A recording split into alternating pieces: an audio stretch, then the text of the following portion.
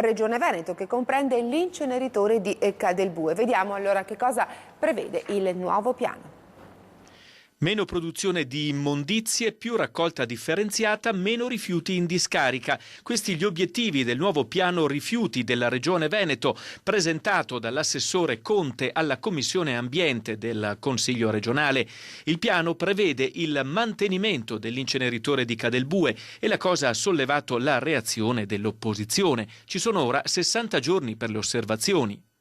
Beh, c'è tempo, per fortuna, c'è il tempo delle osservazioni. Un piano molto bello come presentazione, molto interessante come obiettivi, poi leggendolo bene fra le righe si scoprono cose, ad esempio che non è vero che l'obiettivo di 0 discariche è previsto, lo si dice a voce, ma poi in realtà ci sono previste molte deroghe, molte eccezioni con la scusa della ricomposizione ambientale, della bonifica, eccetera. Poi c'è la possibilità che ad esempio rifiuti pericolosi come l'amianto siano distribuiti fra tutte le discariche, questa è una questione da discutere, da verificare bene.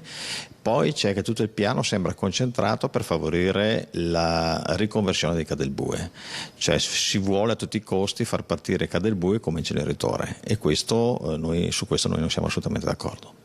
Il piano punta sulla raccolta differenziata. Entro il 2020 il 70% dei rifiuti dovrà essere differenziato e avviato al riciclo o riuso.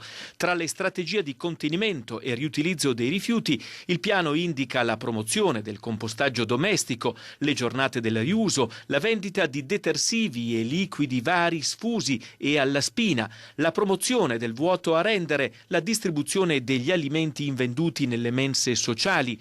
Analogamente il piano punta a ridurre anche la quantità di rifiuti speciali, complice attuale congiuntura di crisi, e soprattutto ad abbattere il flusso di esportazione di questo tipo di rifiuti collocati a caro prezzo in impianti esteri.